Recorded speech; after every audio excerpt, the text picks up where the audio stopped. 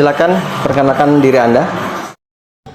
Baik, terima kasih atas waktu Bapak yang telah diluangkan pada hari ini untuk menginterview saya, dan juga terima kasih kepada perusahaan yang telah memberikan kesempatan kepada saya dan menerima surat lamaran pekerjaan saya. Pada hari ini saya izin memperkenalkan diri. Nama saya Anissa Rahmawati, biasa dikenal atau biasa dipanggil dengan sebutan Anissa.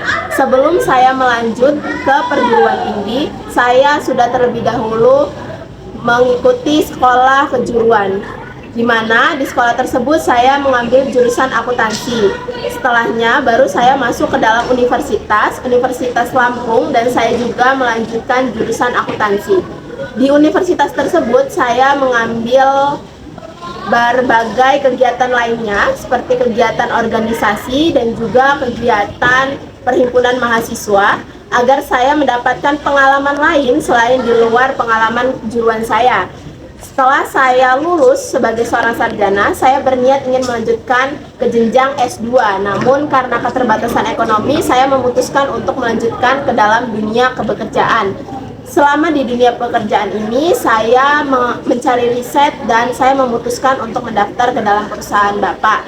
Dan sebelum itu, saya juga harap saya dapat diterima di perusahaan ini karena saya memiliki kompetensi yang sedang Bapak cari-cari. Terima kasih.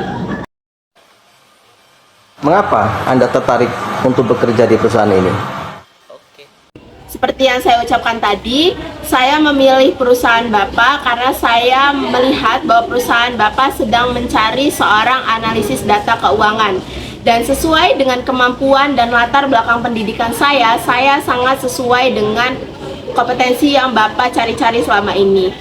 Bapak juga memiliki perusahaan yang terbaik di bidangnya. Dalam bidang keuangan, perusahaan Bapak telah meraih beberapa penghargaan, dan itulah yang menarik minat saya. Saya juga melihat potensi bahwa saya bisa berkembang dalam perusahaan Bapak. Perusahaan Bapak memberikan banyak sekali peluang bagi karyawan untuk terus berkembang, bukan hanya untuk mencari ilmu dalam dunia kebekerjaan. Terima kasih. Apa kelebihan dan kekurangan Anda? Tentu dalam menjalankan kompetensi dan sebagai bahan pertimbangan Bapak, saya akan menjelaskan sedikit tentang kelebihan dan juga kekurangan saya. Kelebihan saya adalah saya mampu menganalisa suatu data dengan baik. Saya juga dapat menyelesaikan permasalahan-permasalahan dalam kekeliruan dalam menginput data, sehingga saya dapat meminimalisir resiko kesalahan pencatatan keuangan yang terjadi. Jadi ketika pelaporan keuangan kepada Bapak, semuanya sudah terlihat rapi dan juga baik.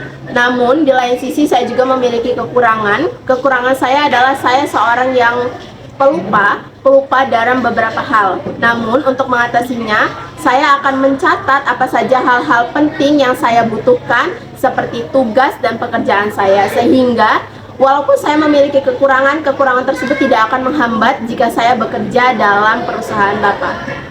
Bagaimana cara Anda bekerja dalam tim? Baik, terima kasih atas pertanyaannya.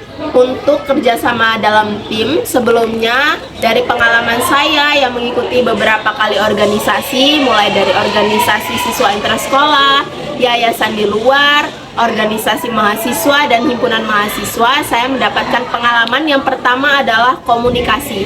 Komunikasi itu adalah bagian terpenting dalam sebuah tim.